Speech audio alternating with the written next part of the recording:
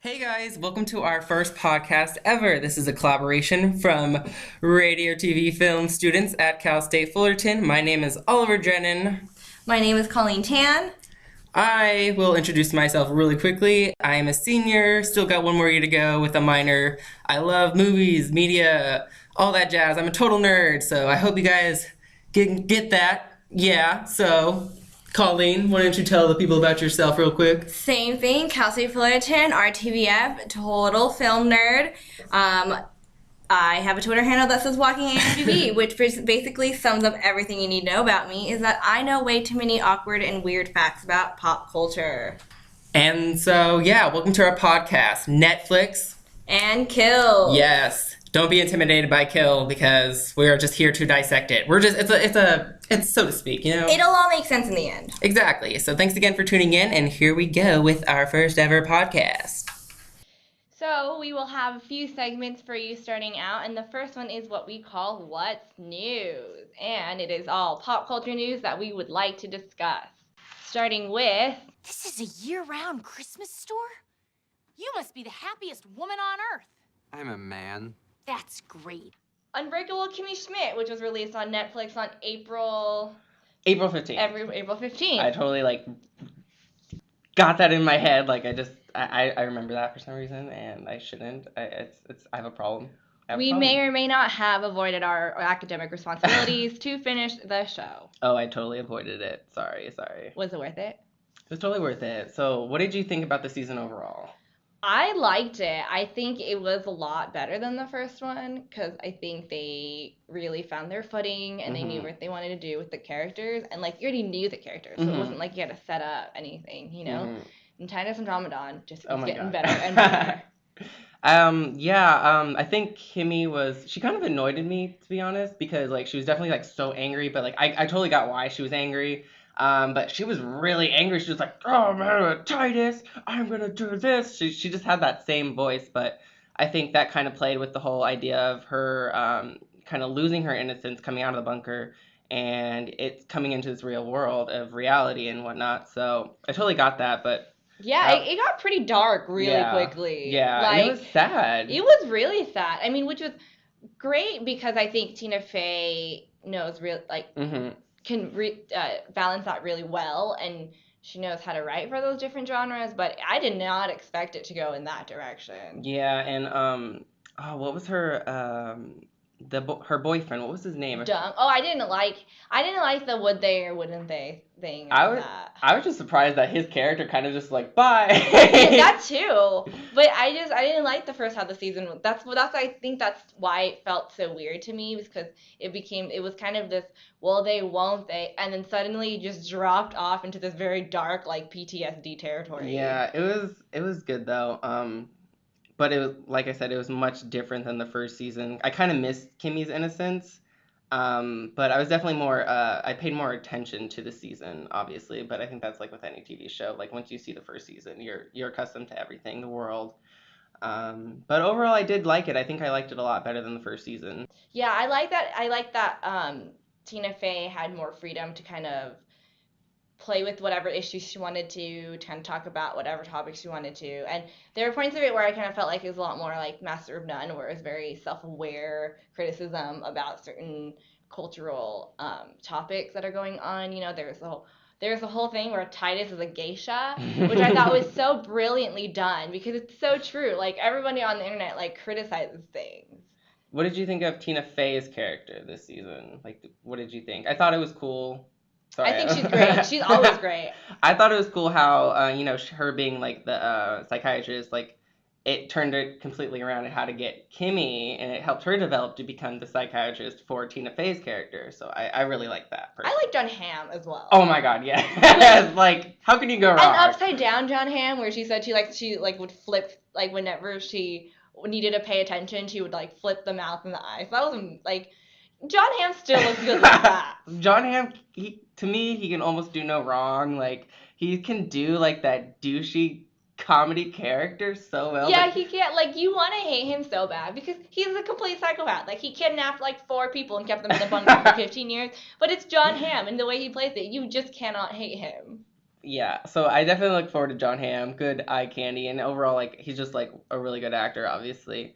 On to Coachella. On to Coachella. Okay, well, I guess our next topic we're going to cover briefly is good old Coachella. So I have never been to Coachella, but I personally believe, like, I think everyone should go. But you've lived close enough to Coachella. I have. I've experienced everyone else going to Coachella other than myself. And I would like to go one day, and I'll probably hate it, probably have a horrible time. Yeah.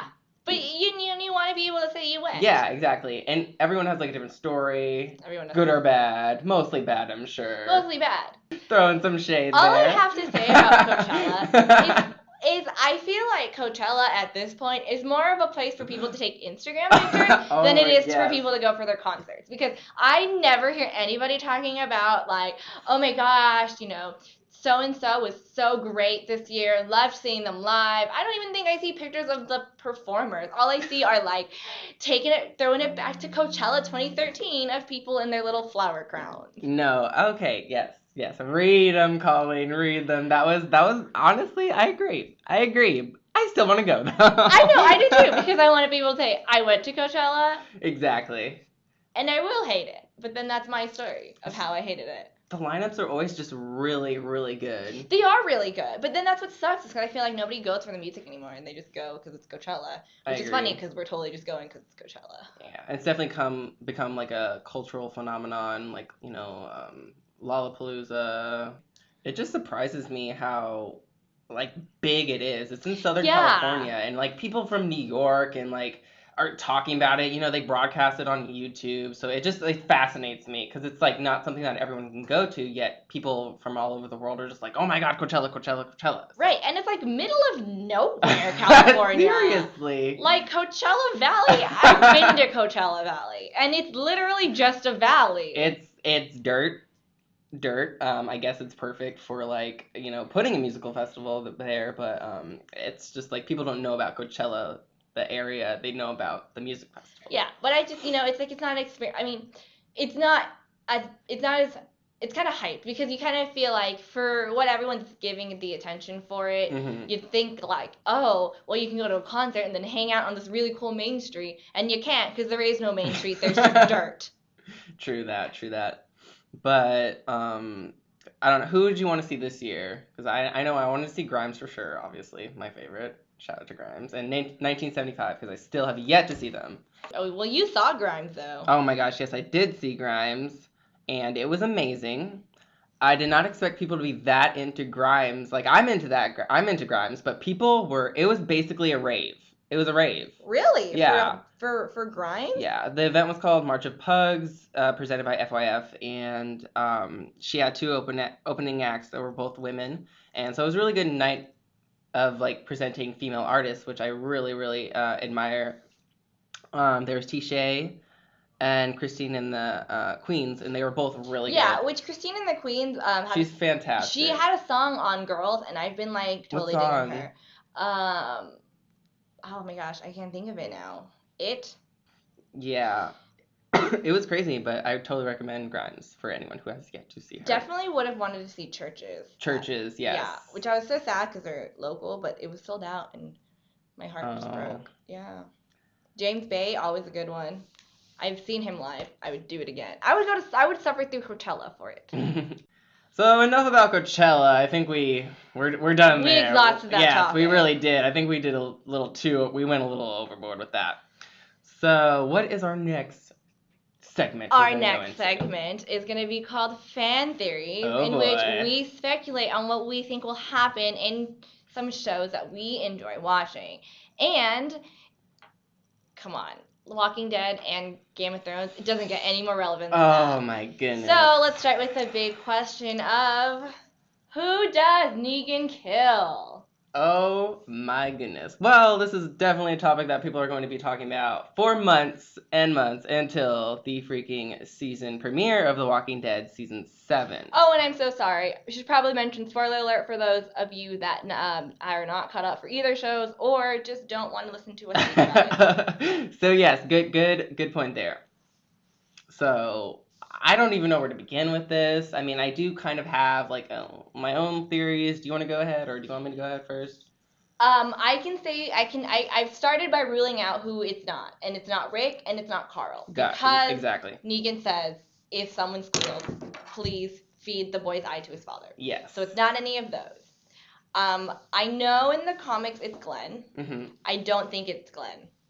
For two reasons. One, they just pulled that whole dumpster thing, and you wouldn't pull a near-death experience only for them to kill him like a few episodes later. And two, you know, they haven't brought in another Asian guy, and let's be honest, like we need more Asian people. Yeah, you're not gonna kill the only Asian guy on the show.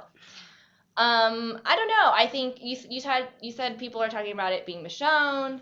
I'm not completely opposed to that. Of course, I'm that crazy person that was like looking at angles of where everybody was sitting, where Negan was pointing his weapon at, was pointing Lucille, sorry.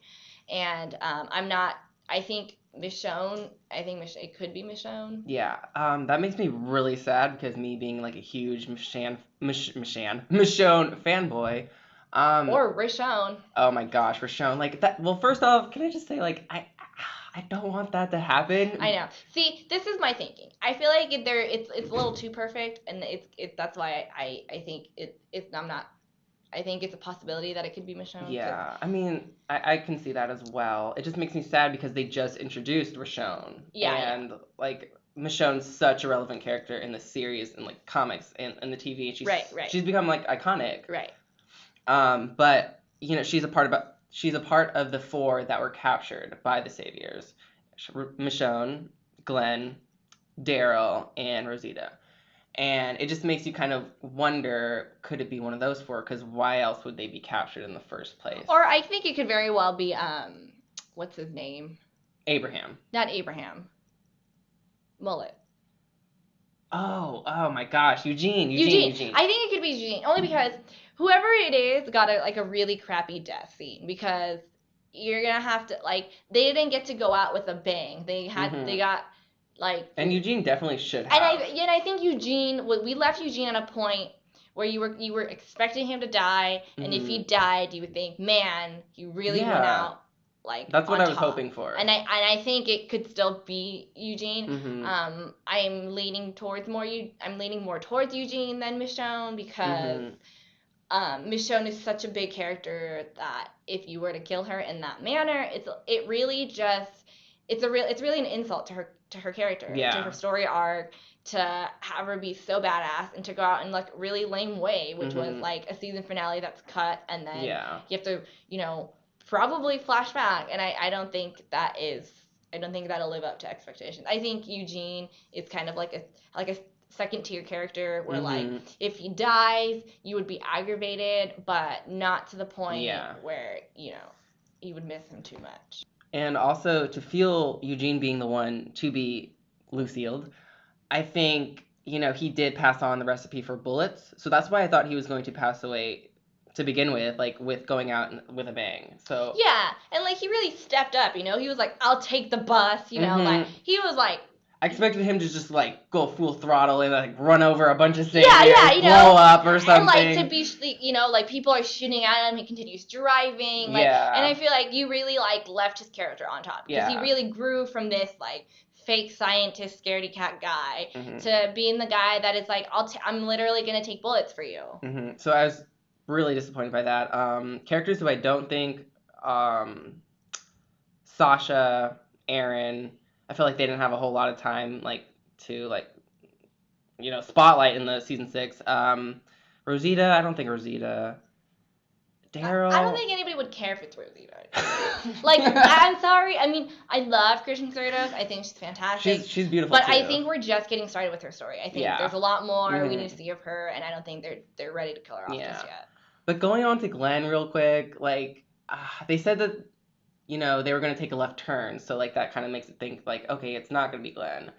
But I don't know, like, because Maggie's there. Yeah. And, like, I just, well, first off, I don't see, it's not going to be Maggie. You're not going to kill the pregnant woman. That's just wrong in so many ways. Exactly. Negan in the comics, he doesn't, like, really kill women. He's against violence against women.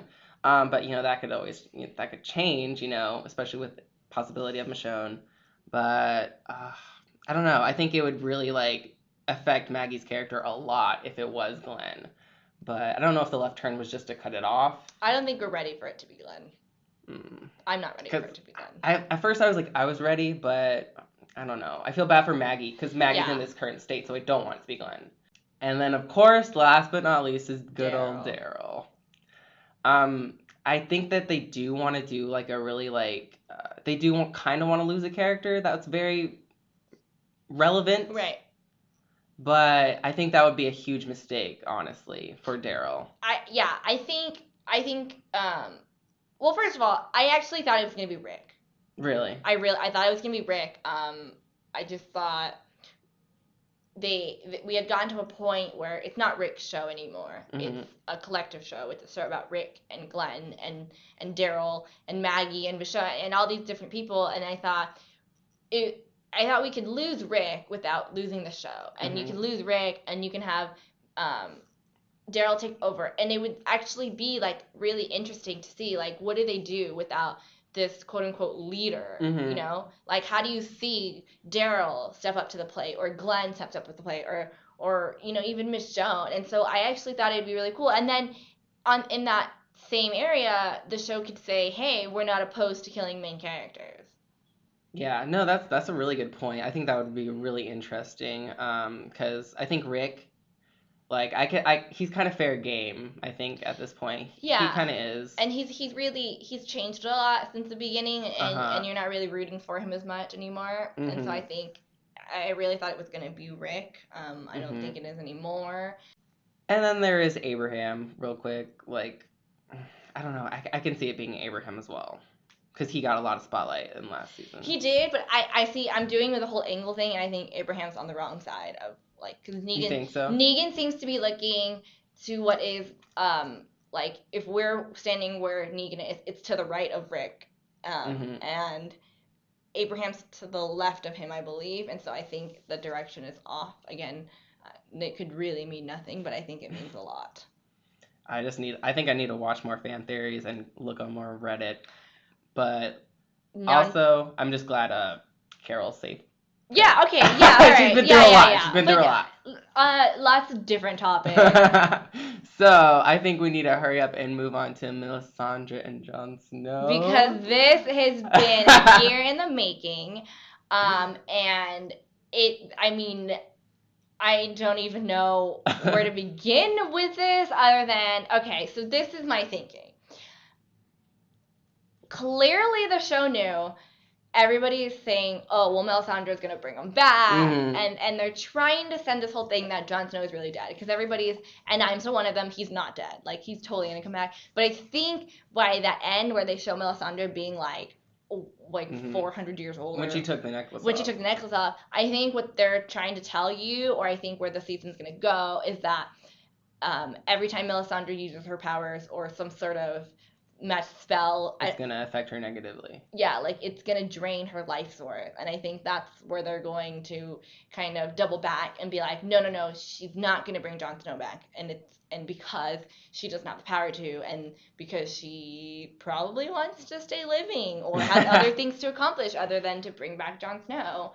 I still think Jon Snow is going to come back. I didn't think they were going to do in the first episode. They're going to milk this for as long as possible. Sorry, creators, but it's true. So I think we're going to get to a middle ground where our story starts to stall a little bit, and it's going to be like, bam, he's back. It's going to be, I don't know. They're going to definitely screw with us, I think. They're going to be like, oh, no, oh, he's coming back, no, oh. So that's a really interesting point, because I honestly, like, I don't have knowledge of Game of Thrones outside the TV show. But, when she took that necklace off, I did not see that coming. You saw that coming because you No, because this is the first season where they're not following books. They're not? But, like, there's still another book coming, isn't there? Yeah, but it's not released, so I don't know what it says. So that's the last book? So the last book ends with Jon Snow, like, possibly dead, possibly not dead. There are, of course, the books are, like, 700 pages long each. So there's a lot more foreshadowing, prophecies, backstory that you don't get in this show that leads me that, like, I firmly believe Jon Snow is not dead for those reasons. But I don't know how they're going to bring him back. I don't know what's going to happen. I don't know I'm either. not at that point, you know?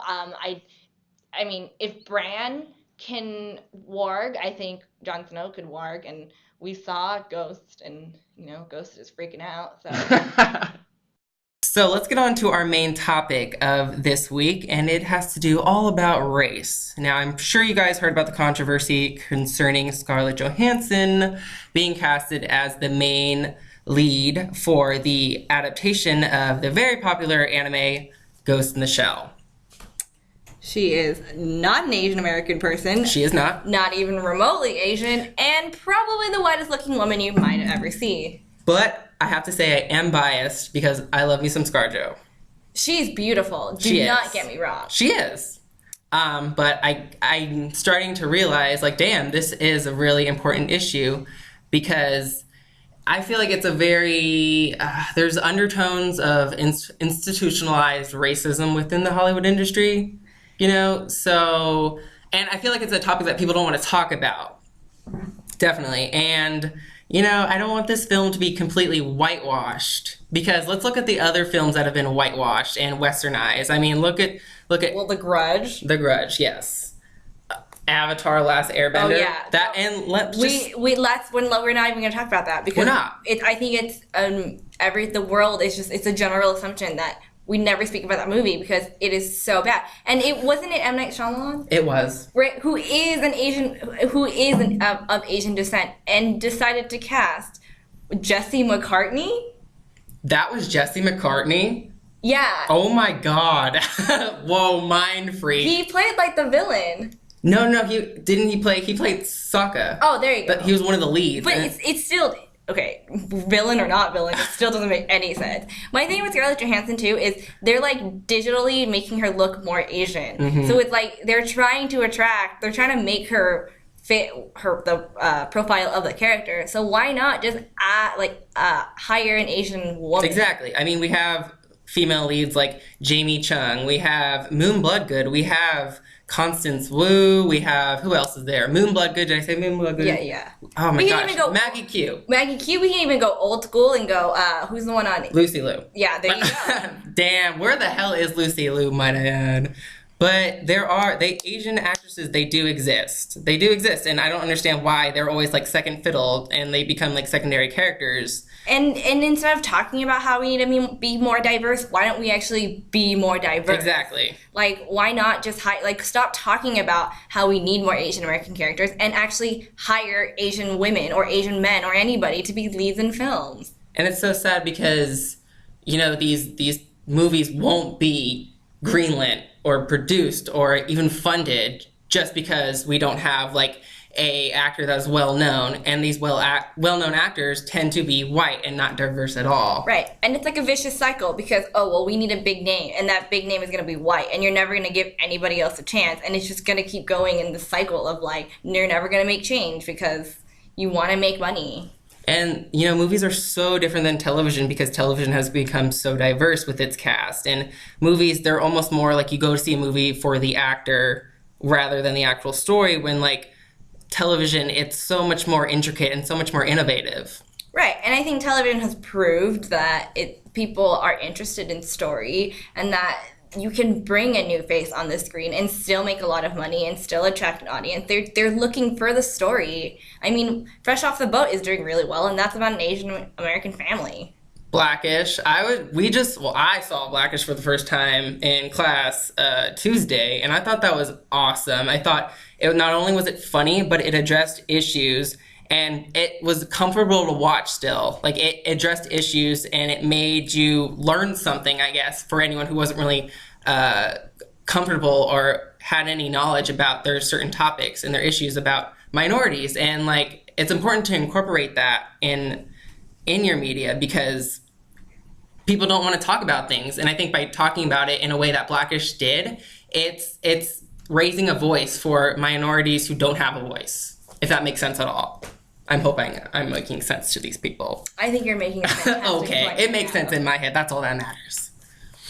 I just think that I think society is ready to see change. I mean, we are becoming we've already been a melting pot, but even more so, we're a melting pot. I mean, so many people nowadays are mixed race, are like multicultural, that I don't see what the problem with depicting other races on television are. I mean, why does it have to be white people? Do you know, like, I have family members that are mixed race, and it's becoming, like, I don't know, you can speak for this. Exactly. You are mixed race. Like, I don't understand the problem with integration, especially with films. Star Wars, look at Star Wars. That was pretty diverse. I mean, granted, it's Star Wars. People are going to go see it. Exactly, but that's what sucks, is that people read it off as like, well, no one, like, that as a fluke, because let's ignore that Daisy Ridley is a woman, that, what's his name, is... John Boyega? Yeah, John Boyega is black. Like, people just push it aside and just say, well, it was successful because it's Star Wars. Like, maybe, but, you know, people went and people enjoyed it because it was a good story. And it didn't matter that he happened to be black, she happened to be a woman. People went for the story. And it just shows that they can carry a film. Like, they were the leads and people still enjoyed it. It made a lot of money. The new Star Wars, they casted an Asian woman. They did? Yeah, they did. Who? For Rogue One? No, for Episode 8. Oh my god. Yeah, they casted an Asian lead. That's awesome. Yeah, Do you know who it is? I don't even know. She's actually friends with my friend. No way. Yeah. Damn. Yeah. This topic is this topic of race is something that has gone on for decades, centuries. I mean, it's been a reoccurring problem, but I think that what we need to accept is we haven't made a lot of change. People keep thinking, or people keep saying, like, oh, like, the world is so much more diverse, and, like, films are so much more diverse. But I don't think that it is. I think we're just getting there, and I think instead of talking about it, really need to do something. And commit to it. Yeah, and we really need to accept that there's so much more to do, that we can't just write it off as like, well, we've done no, we haven't done enough. There's still the rest of the world that we need to depict, and in positive ways, because I'm pretty sure that there are more than just, like, Hispanic and black gangs and like, that are depicted in film and television and media. We just can't rely on stereotypes and having those minorities always play, you know, in the background, whereas, like, the white characters are, you know, that's all we're going to see. We want to see progress and subversive topics. But we can't do anything. Are you going to see this movie, Colleen? Probably not. Not because I'm, like, totally... Not because they didn't cast Scarlett... I mean, maybe because they cast Scarlett Johansson. But... yeah, maybe because they cast Scarlett Johansson. Also, I'm glad, though, that, like, that people are, you know, despite, you know, the criticism of Scarlett Johansson, you know, I am biased a little bit because I love her. But I'm glad people are saying something about it, you know, and I think by saying something about it, it is invoking, you know, possible change. Right. Like, you know, step one is recognizing that there's a problem. Exactly. So, and maybe we'll get to step 2, step 3, step 4, and finally resolution. And, you know, we finished our AA meetings. But also, you know, adaptations are really hard, and it's so easy for a minority to be changed to the majority. It just sucks because that's an anime, so you would think, like, oh, you know who they're targeting? The Asian population, and also the Asian population overseas, which is, like, an insane number. Like, if you ever look up the stats of, like, how many people are in China, it's, like, it's mind-boggling. And so you would think that, like, if you're trying to make money, you would actually cast an Asian person because that's probably what they want to see, but they're only concerned with us in the U.S., and I think that's the problem, or at least one of many problems. Man, animes, they're really hard. They're hard to adapt because there's so much more than action. I just hope this isn't like a mindless... Yeah, can we just not touch animes anymore? A mindless U.S. action flick, you know, because... that makes Scarlett Johansson look beautiful. Yes. And, like, we don't need, like, a female Tom Cruise movie because Tom Cruise, come on. I'm tired of him. I am tired. But, yes, that is our thoughts on Scarlett Johansson being casted. Tom Cruise. Oh, yeah, definitely Tom Cruise. So... we are now on to our fourth section of this podcast, and which is now about to make the title make sense, which is called Loves and Kills. Yes, Love and Kills. Please stay with us, people. So basically, in this segment, we're just going to talk about what we love this week and what we hate this week, and we want to kill. I mean, dissect. I mean, yeah, we want to kill it. We definitely want to kill it. So, I think I'm going to start with the song. The song that I will not listen to anymore. I don't even know what it's called, but it's that one that goes, "Ooh, I don't need a helping hand." Hey. I hate that song so much. No Colleen. way. It's just me, myself, and I. Solo ride until I die. 'Cause I got me for life. What song is that? It's Me, Myself, and I I. hate that song so Have much. you always hated that song? I have. Never liked it. I'm so sorry. Can you tell? This is totally not planned because I freaking love. I hate that song. I love G-Eazy. I don't like that song. love- Jeezy's cool, but I do not like that song. That is such a good song. I don't like the chorus. I like have a personal. Who is it featuring? Baby Rexa. I don't know who that is. I have like a personal connection to that song because I saw them when they first premiered it live. Okay. And I fell in love with that song. I think it's overplayed, but I love that song so I'm sorry. much. I'm sorry. I want to kill your song, Colleen. But it just, I want it to die. Just don't play it on the radio and I'll be okay. No, keep playing on the radio. Please, just keep playing on the radio. Who cares what he thinks? But a song that I love is Tilted by Christine and the Queens. Actually good. Can't help it if we're tilted. I am actually good. Can't help it if we. Please go check that girl out. She is freaking amazing. I saw her with Grimes. She opened for Grimes. I think that girl has so much talent, and I would totally go to see her, like, if she has her own show, because she was at Coachella, I believe. But yeah, please check her out. What about your songs? I'm loving Hurt Me by Lapsy or anything by her. I really hope I'm pronouncing that correct. So if you're gonna hurt me, why don't you hurt me a little bit more? Hurt Me? Yeah. I'll check that one out. It's fantastic. Things that I hate, flower crowns. Oh, Coachella. Poor Coachella. What about a song that you hate? Oh, I already know the answer to this. Yeah, you do know the answer to this. I know it. Sorry, people. It's the My House by Flo Rida. Welcome to my house, baby, take control now. We can't even slow down. We don't have. Oh, yeah. I'm glad that we can agree on that, though. Even though I'm kind of humming it and singing it every now and then. Fine, I'm just gonna hum and sing Me, Myself, and I now. You better not. So, we hope you enjoyed part 1 of this podcast. Not part 1. Episode 1 of this podcast. There may not be an episode 2 because I'm very mad at him for not enjoying Oh, there will these. be an episode 2. I'm pretty sure it's just going to be us fighting, going back We're and gonna forth. talk about it's why going to be a debate. we're gonna talk about why he does not enjoy that song. Yes, we're going to have, it's going to be presidential. It's basically going to be aired on cable. So please tune into that. I will have Bernie Sanders on my side. So yeah, sorry, Colleen. I'm just rambling right now.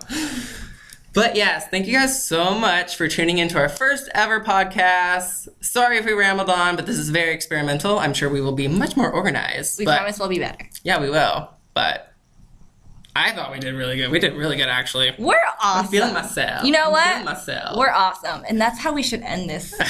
We are awesome. Follow us on Twitter, Facebook, Instagram, YouTube. Snapchat, Here, have my address. social media. Yes, we will put that in description, whatever we upload this on. But yes, thanks again, guys. We really appreciate it and hope you guys stay tuned for episode 2 of our podcast. Netflix and... Killed. Woohoo!